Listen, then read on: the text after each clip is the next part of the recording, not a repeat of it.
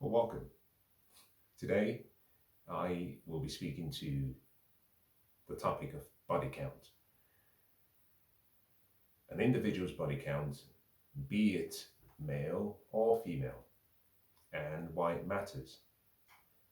I'll provide you with some information that I think might be useful in understanding um, why your number, whatever that number might be, um, could matter, but also why it should matter, um, irrespective of whether you are a man or a woman. Without further ado, let me start by saying the following.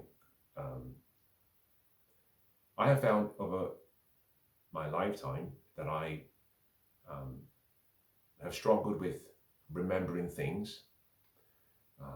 And the more simple things are made, the easier it is for me to recall such information.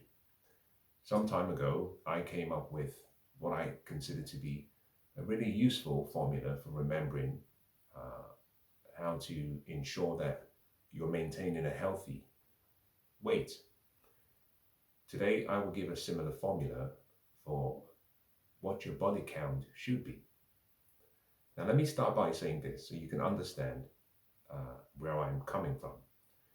Generally speaking, I speak to men, and I speak to three groups of men, with one group primarily as my focus. Those who are below 18 are the first group, and they are also the least um, important group from my perspective for a number of reasons. Firstly, there should be a parent. You should have a guardian, a parent, someone who you look up to. Because you're still young, you're not an adult, and so therefore, I do not consider listening to someone who is a stranger to be the right and first step, except when there isn't someone to guide you. The second group is between 18 years and 35, which for men are your prime years to lay the right foundations to whatever life you want to lead. And then 35 and above, adults. I don't pay much attention to men who are 35 and above because I think, whilst that might be of value to you, um, you are a man and you have been emancipated. You've had the opportunity to lay the right foundations, and therefore, um, you should be able to look after yourself. Now, this means that the middle group, 18 to 35, is my main focus. The same applies to women. The same groups apply to women as well. The body count matters, in this case, slightly, whilst I'm providing the information, applies more to the first group. Because if you're 18 and above, you are an adult, and there is a high probability that everything I say, especially if you are a woman, you would find it to be slightly uncomfortable. My focus is to catch and to capture the innocent ones who haven't started the journey of sexual um, exploitations and sexual um, pursuits with the intention and the hope that perhaps they can think again. Your body count is simply the number of people you have been intimate with physically, specifically sexually. It doesn't mean romantic engagements for which there were no sexual activities. Kissing someone and fondling someone, being emotionally and mentally engaged in a relationship with someone does not count as a body count.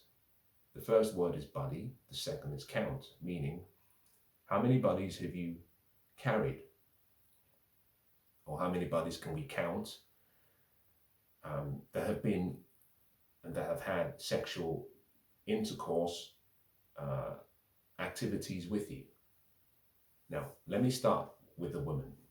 And as I go forward, I will explain why woman's body count is different to a man's body count, and why society views it very, very differently.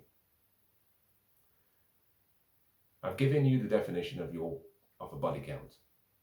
The question is, what should it be? What is the formula for understanding whether your body count is way too high, or whether it's within reason, or whether it's something not to be bothered about? I do not believe that there is such a thing as having too low a body count. You are either within range or you're out of range. Again, my focus will be young women who are below 18, ideally. Now, I would hope that if you disagree with me, perhaps you can have a conversation with your father, your mother, your guardians, your loved ones, maybe your pastor, your priest, your rabbi, and see whether he also disagrees with me if you are below 18. Now, the formula that I use is a simple one. You take your age, you subtract from your age 18, and what the number you get, you divide by 2. That is, and that should be, the maximum limit of your body count.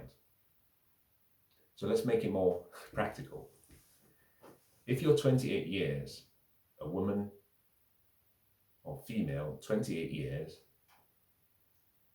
it would mean that you have 28 less 18, which will give you 10. 10 divided by 2 is 5. The maximum limit of your body count, or what would be considered as within range, would be 5. If you're 18, it would be 18 years less 18 years, which is 0. You wouldn't have to make any division. It just simply means you've just started the journey. Now, let me explain why I use 18 rather than what is considered to be the age of consent. In every country, there is an age of consent, a legal age of consent. In the UK, that age of consent is 16 years, and therefore from age 16, the government has made a decision that it's acceptable, providing that the interaction between the said parties are agreed upon. There's no coercion, there is no threat, there is no force. The age of consent in the UK is 16. In other countries, you will find that this age of consent will vary from about 14 and it will go up to about 18. It varies. Now, the state's position on consent is often overlaid with the religious position on consent. In any case, it's not my intention to talk about religion. I choose 18 for a number of reasons. It's the age at which you become an adult. Choices come and have always come with costs, constraints, consequences, and trade-offs. At a young age, young people have not developed, especially if they haven't been guided properly. They have not been given what I call the tool sets in order to know how to think deductively and inductively, how to think based on a short-term benefit and then juxtapose that short-term benefit with or alongside a long-term consequence. And therefore, I prefer to use the age of consent of 18 years because that's when you're legally an adult. To drive a car in the United Kingdom, you need to be 17. Now, you can apply for your provisional license at roughly 16 and 9 months or 16 and 6 months, but you can start at 17. Driving a car, whilst important, is not as significant as becoming a mother at age 16. So 18 for me is my formula. Now, you may disagree with my formula, but it is my formula. Your age, less 18, irrespective of where you are in the world, take that difference and divide it by 2. That is the range of acceptability, the maximum range of acceptability for your age. Now, this shouldn't come as a surprise, although it will, but it shouldn't come as a surprise, because if you've been raised with the right value system and morals and ethics and the right level of decorum, especially in regards to dating, interactions with the opposite gender, one of the early things you learn will be, as a woman, your purity is where your value is hidden. Now, I should apologize because I haven't explained the concept between price, value, and worth. We conflate those definitions even within the area of business. Sometimes we say something's price is the same as its worth and its value. They are not the same thing. A price is what you exchange for what you want. And generally speaking, the price is dependent on a number of factors. The currency of exchange available and the quantity of the said product available. So demand and supply is the key driver to pricing. If you have excess supply and little demand, the price will go down. So as we've deregulated the sexual marketplace, and as we've disintegrated and decentralized sexual relationships, we've made sex into a commodity. Therefore, the price for sex is next to nothing today. Now, it doesn't mean that sex does not have a value. The value of sex and the inherent value of sex should be, what does it produce? All things remaining equal. So to one person, sex may not have much worth to them, maybe because they have no interest. But it doesn't reduce the value of sex, generally speaking. To another person, the price they pay for sex does not always reflect the value of what they receive from sex. So, if sex becomes too easy to get for men, then we assign a lower price to sex. Therefore, whilst we recognize that sex has value as a man, the woman's value decreases if she offers sex too easily. Really that simple. Again, I do not suggest that you agree or accept what I'm saying, but I would hope that you do not reject what I'm saying. Don't reject it. Don't accept it on face value. And I would make one more request. Don't neglect the lesson. Take the information you're hearing from me, as jarring as it might sound, especially depending on your sexual orientation. Take the information and ponder on the information. If you disagree with that information, then by all means, you can let me know, or you can come up with your own formula. Now, this allows me to move a little bit further into why sex is of value and how to think about how your body count is intrinsically connected to your value as a woman. Now, I'm speaking within the female lens currently. I will get to the men's at the right time. One of the best ways would be to illustrate something that most people can relate to. A short while ago, we lost our beloved Queen, Queen Elizabeth. Someone who was loved very much by the country, by myself. Someone who was esteemed very highly. She was a queen.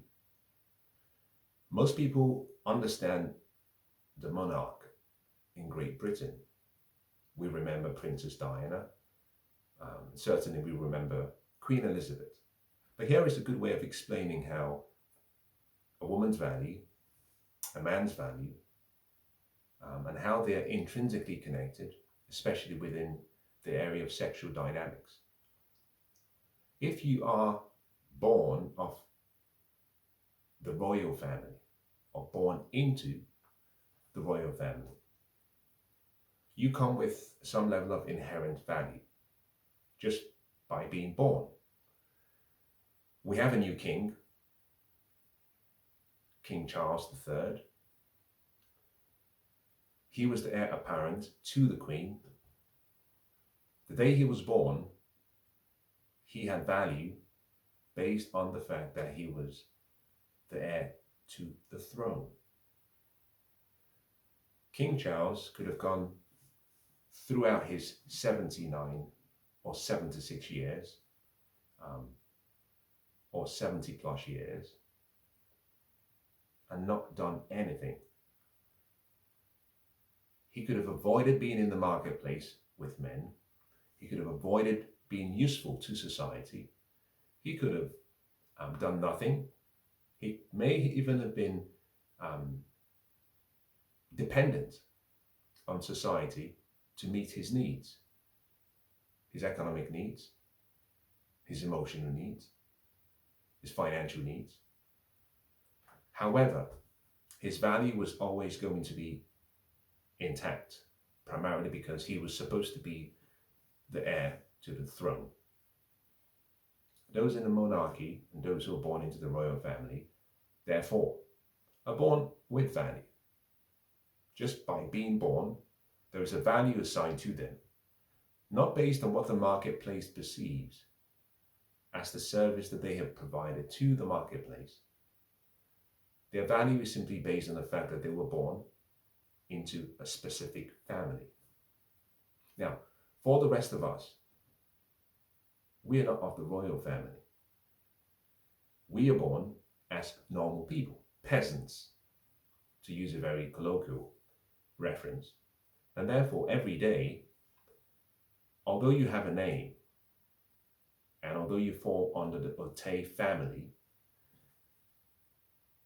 you have to wake up, I have to wake up, those who bear that name under my stewardship have to wake up, go out to the world, and create value for the world, and give service to the world, and in exchange, the world gives us something in return, which could be money, power, influence, fame, network, some form of reputational and emotional accolade.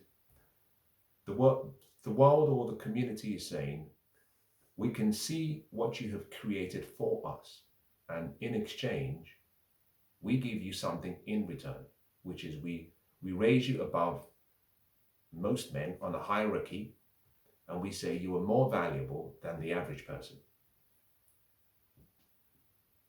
Sometimes it could be entertainment. The fact that someone has the gifts and the ability to teach or to entertain, education, entertainment. Something that I call the EE ratio or formula. The world receives something from you, the individual, and therefore the world gives you back, based on what we call the law of compensation, for what you've created of yourself, for what you've made of yourself. So you can see there are two ways of having value. The first is actually just being born into the royal family. The second is going out to the world, taking the name you've been given, and making a valuable name of that gift you've been given. Most people are born without a bucket to piss in, and also without a window to throw that bucket away from. But yet, every day they wake up and they go out to the marketplace and they make something of themselves. Now, you might be thinking, what does this have to do with body count? Well, it has everything to do with body count and how men think. Now, understand that there is a double standard that applies to both sexes, male and female, men and women. This might be a double standard that women do not accept.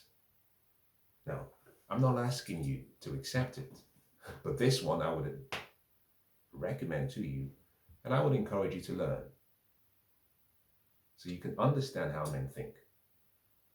Amongst men, we have a hierarchy, and that hierarchy is based on what we perceive as men. We group ourselves into a hierarchy.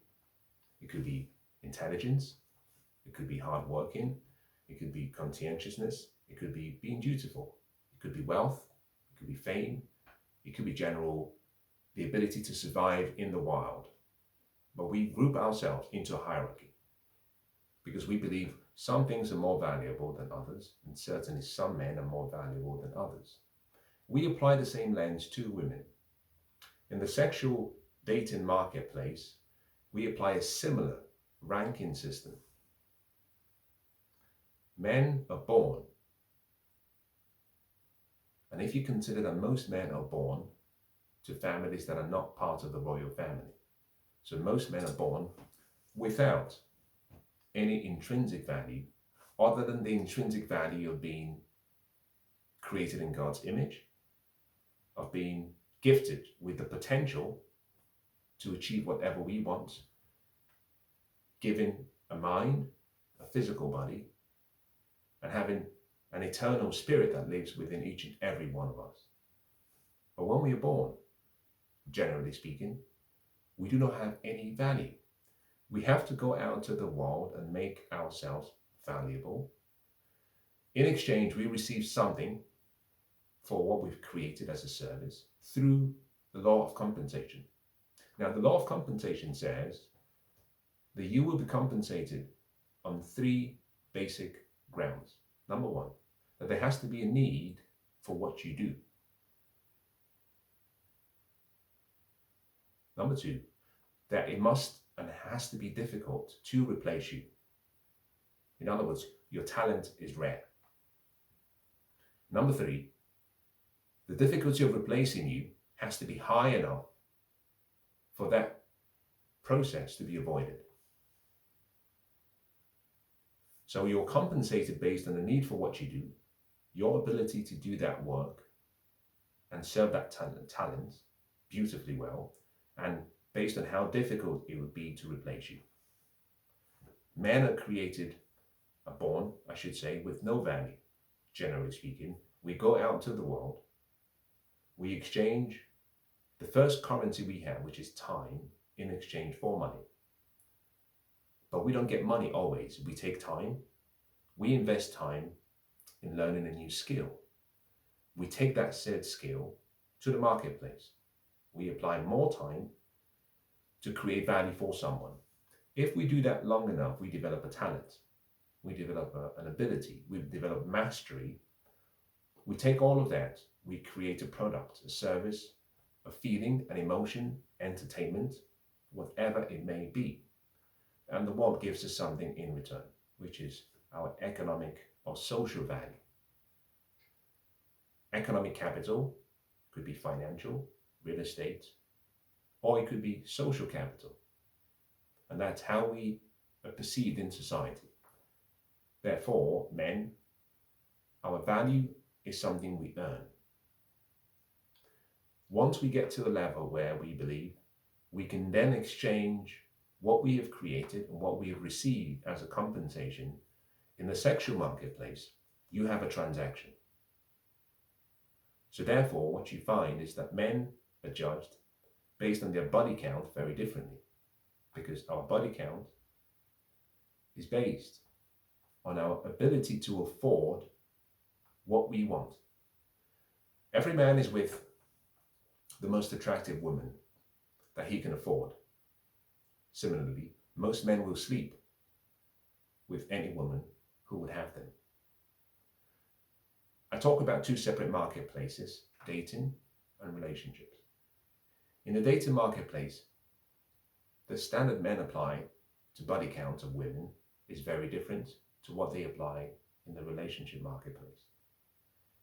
But the currency of exchange in both marketplaces always depends on a man's value. A man who is broke, busted, has no money, has no ambition, has poor hygiene, barely wakes up in the morning and can take care of himself, will not find any benefit in going into the sexual marketplace and asking for the most attractive woman's hand, whether for sex or for relationships, because he has no value.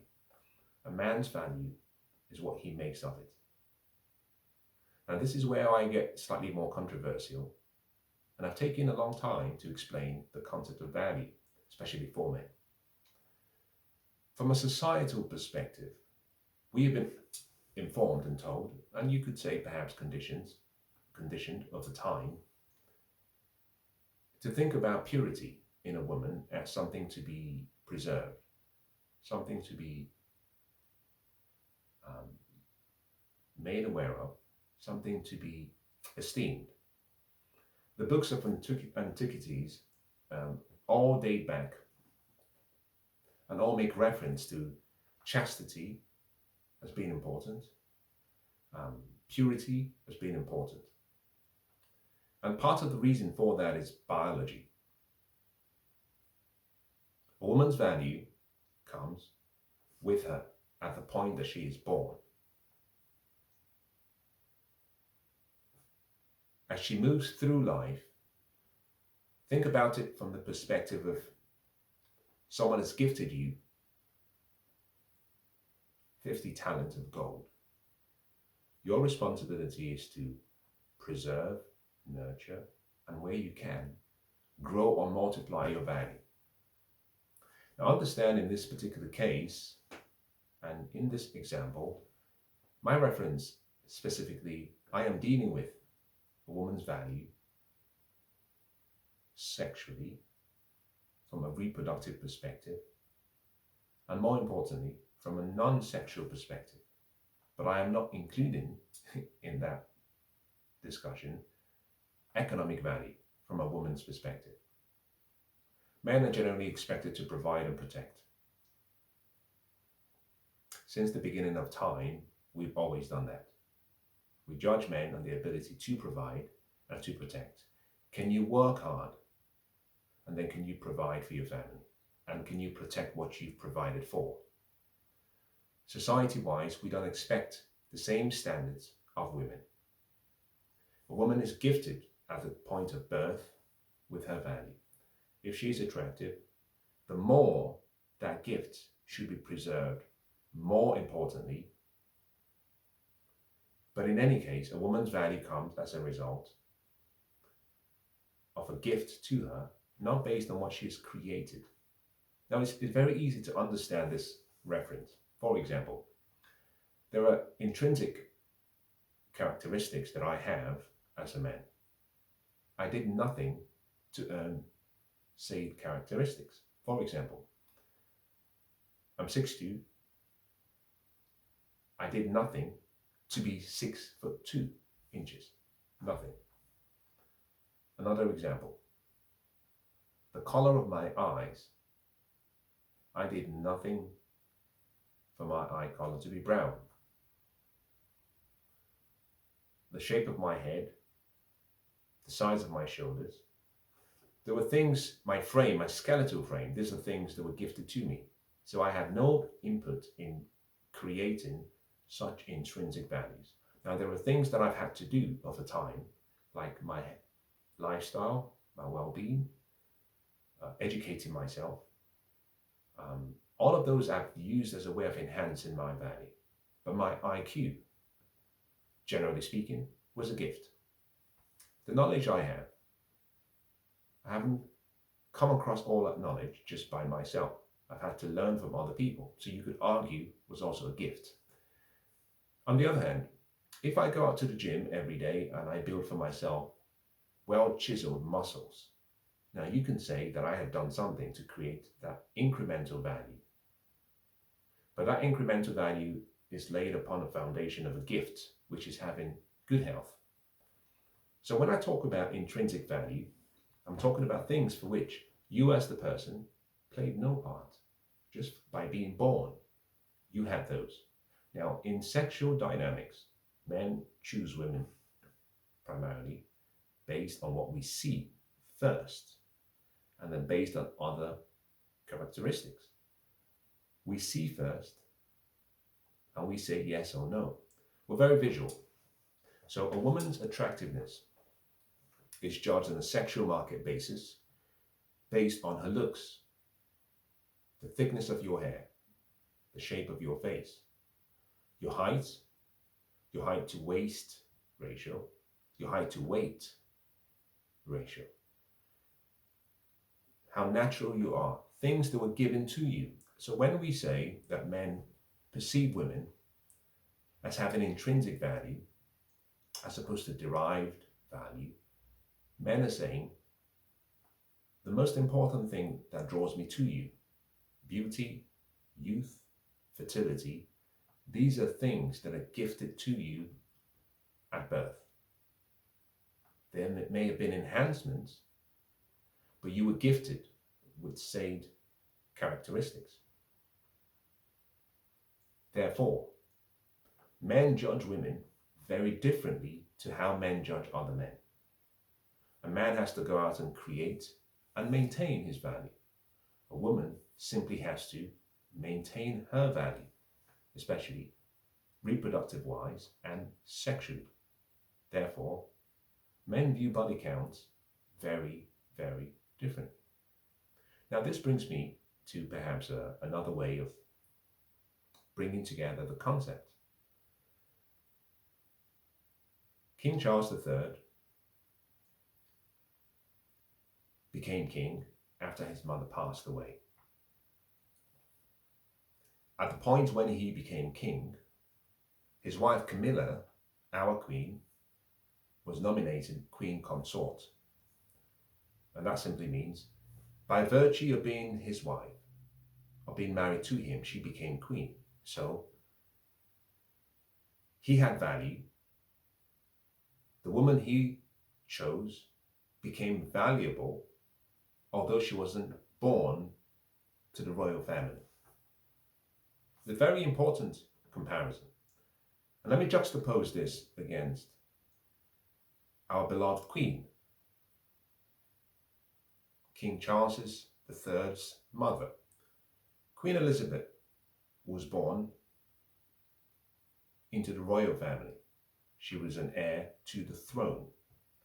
When she married her beloved and our beloved, the Duke of Edinburgh, he wasn't a king. Although she was a queen, when she married him, he became the Duke of Edinburgh. He became a prince. The point being that despite a queen marrying a man, he could not be elevated to the position of a king. He couldn't be ordained, and he could not be coronated as a king. Queen Camilla could. Now what we have here is two separate examples, similar household, but the way the value is perceived from the royal position's perspective. You can extrapolate that to human beings and interracial dating. Now we, as men, we have to make something valuable of ourselves. Prince Philip, the Duke of Edinburgh, became a prince, and he was nominated as a prince because he was married to the Queen. King Charles III, at the point when he became king, his wife became the queen consort by default. Now, this simply means that the expectation society places on men, and if you go back in time, you realize that men, we have to create our value. Nothing is given to us. So, let me bring you back to body counts and why it matters. At age 18, I was a young man, and I was still without much value. You could say that I had potential, but potential is wasted every single day. At age 28, I had been given the opportunity to bring forth to the world my potential and make something of myself by creating value for people. At age 30, I had more time. To the world, depending on the world's perception of what I had done, I would have been compensated. I would take that compensation I've received as currency and go into the sexual marketplace, which I did. And with that, I could negotiate. Women generally are attracted to men who can provide and who can protect. So the more women I could attract, the more options I had to exchange some currency, whether that be fame, fortune, connection, influence, whatever currency of choice, and whatever preference of exchange the woman wanted. It could be someone who was just a great listener, good looking, doesn't matter. I had to make myself attractive enough to be able to afford the woman. Now, men are always with the most attractive women they can afford, like cars. We drive what we can afford. Sometimes we drive what we can maintain. So sometimes we may be able to afford you, but we cannot retain you. Women, on the other hand, are judged based on the quantity and the caliber of men, based on a hierarchy that they can retain after attracting those men. So in the marketplace, I would exchange what I have for sex. The more I acquire sex, there is a direct proportionality between the quantity I can attract from other women, sexually speaking, and my value. Whether that is put forward in whatever way, game, attractiveness, money, power, influence, whatever derivative, it doesn't matter. The point being that because women have value inherent, they're careful about who they give themselves to, and if they give a lot of themselves to me, individually they see me as valuable, and therefore, from a body count perspective, I as the man, society does not frown upon me, which is partly why you find as a man grows and gets older, our value increases because our ability to earn more, our ability to create more increases. Our wealth would have had time to multiply, so we can afford more. A woman, on the other hand, because you're given your value, like the queen, you have to maintain and preserve that value, which means that every day, if you give out freely some of your talent of gold, some of your value, indiscriminately and without reason, then to the men who are out there in the public space, the way we think that perhaps there's something wrong because you're giving away free money. Now, let me put it in a different perspective. If you go back to the 1920s, the British pound was connected to gold. It was backed by gold. So for every pound you had, what it indicated was that you had an equivalent amount of gold at the treasury. The more we printed more fiat currency, we devalued the pound, but gold remained gold. And so what you found was initially was a 1-to-1 relationship, then it became a 3-to-1, and then a 10-to-1. And so today, the value of the British pound has been devalued so poorly because we've created too much. The useful way of thinking about a woman's body count. The more you give yourself freely, the more you are reprinting and giving away your value to the masses. The less you give out, the more you retain your value. It's really that simple.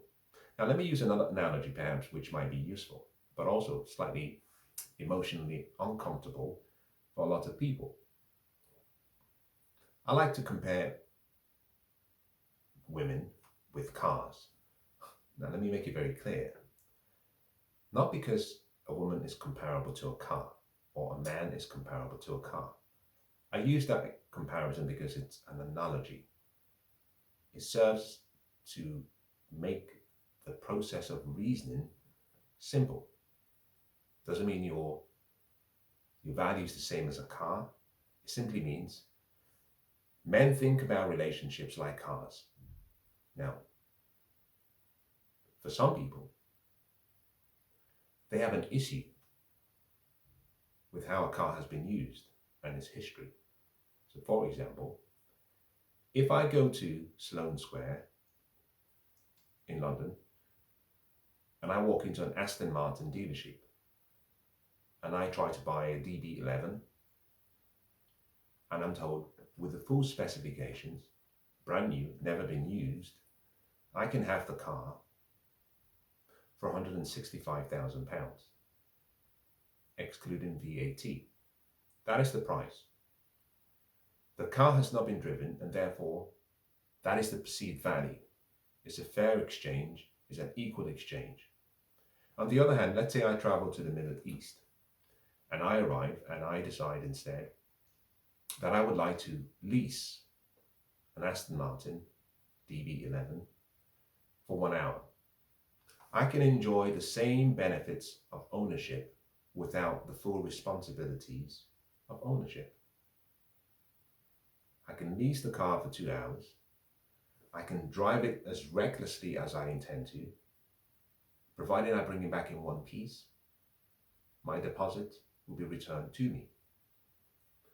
Let's assume this particular garage or business that leases the cars does so for 5 years. The first car had a mileage of 0. The second car, after 10 years, has a mileage, or 5 years has a mileage of, say, 197,250. If the second car was then shipped to the United Kingdom, to the same dealership where I saw the brand new car, and both cars look similar, same model, same type, but the second car was never modified, it was never improved, the engine is still the engine, the brake pads were never replaced, the gearbox, same thing, and I was told to pay the same price for the second car as I would the first car. I would say, you've got to be joking. And most people would say, you have to be joking. Why? The value of the second car would have depreciated over time. Like buildings, cars depreciate with use and with time. And consequently, the price of exchange should be less. Now, if someone said to me, you can have the car, same car, for £17,500, that could be a fair exchange, recognizing that I'm picking up a car that has depreciated over time, that has been devalued based on the people who have driven the car, how it's been driven, how it was maintained, and the list goes on. So, women are like cars. The higher your body count, the more you are similar to a leased car, especially the younger you are.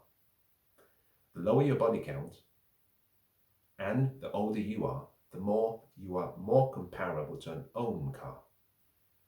In principle, at 18, and this is a personal perspective. Now, I should say this, I am generally amoral on a number of issues. I'm not preaching morality to you. Do with your life as you please. But understand that at 18, if we say you have a body count of 10, that signifies something really pathologically concerning. It signifies in many ways that something was wrong. Now, I'm not suggesting in any way that I would like to go through the process of understanding what was wrong. But it shares an important, um, I'd say, information about you as a person and your life. At 18,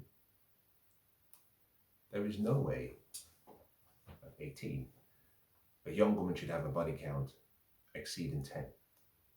No way. Except you started having underage sex too early. Now we know people are having sex these days at 12, 13, 14, but that is just too young and too wrong. Just way too wrong.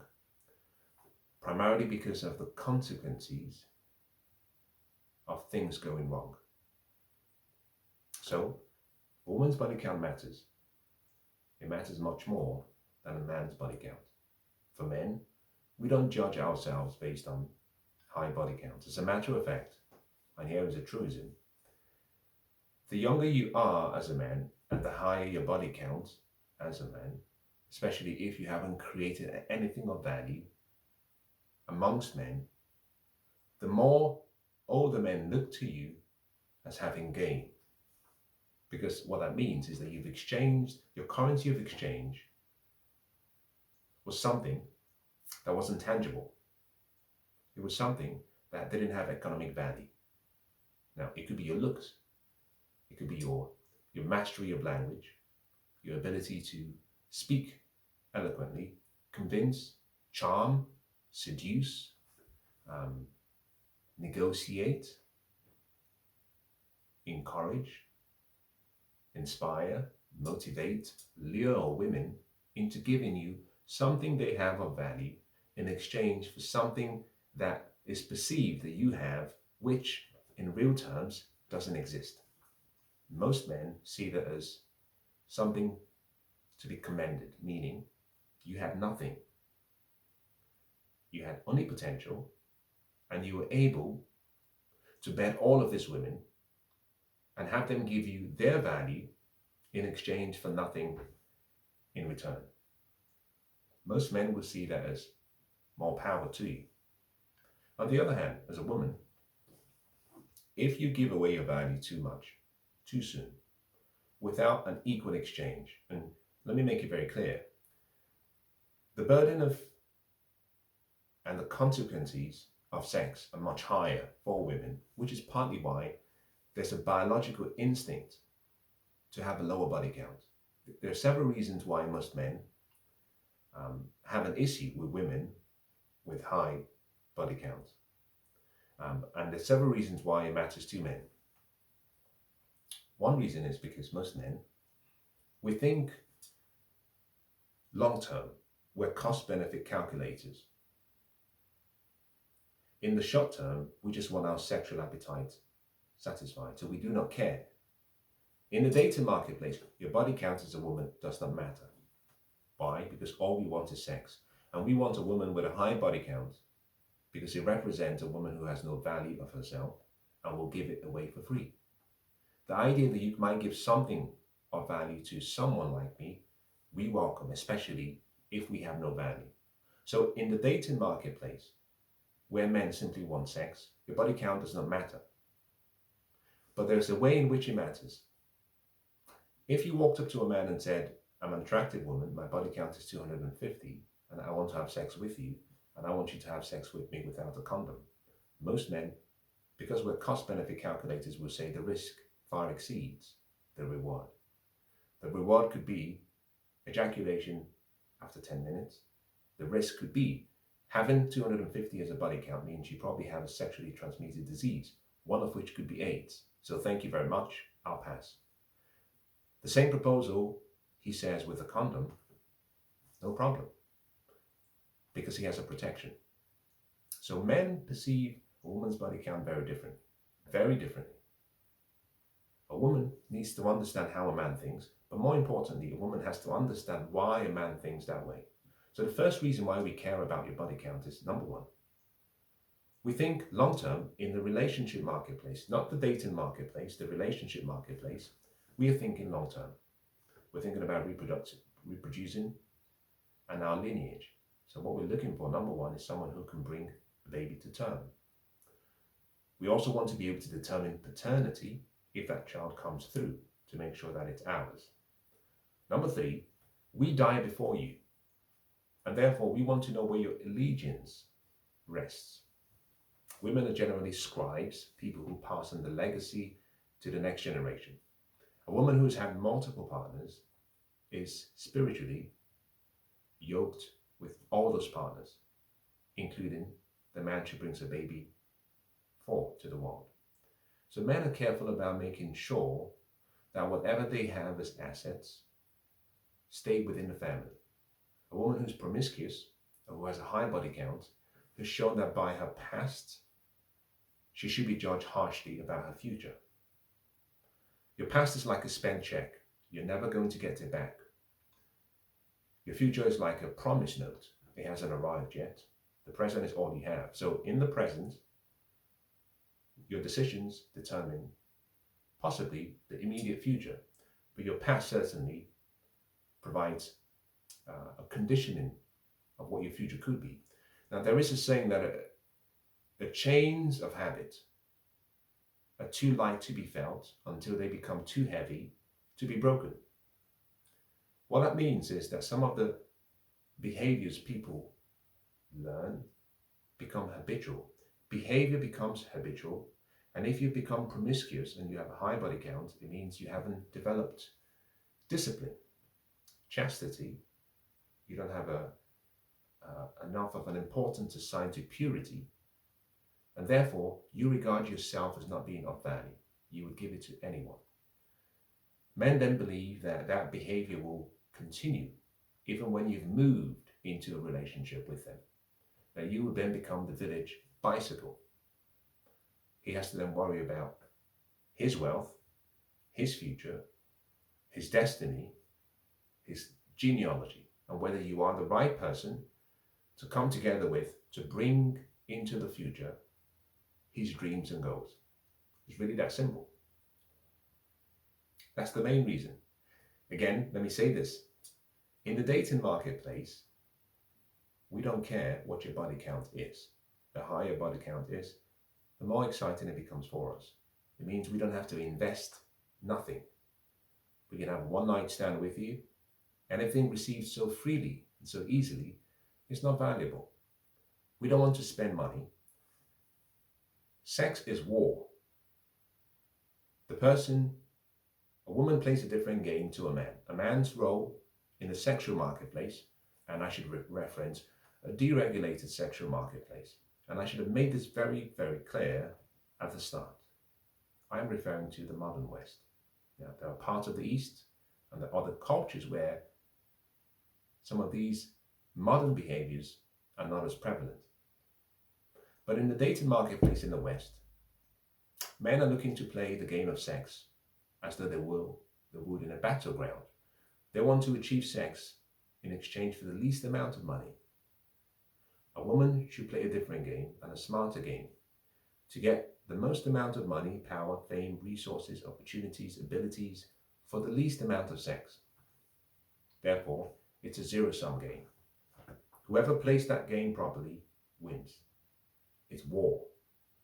So, in the dating marketplace, if I met a woman who was very keen to give me sex before relationship, sex before even serious communications, sex before dates, a sex on the first night, it would be stupid of you, the man, if you're sexually active, not to receive in open arms the gift that she's giving you.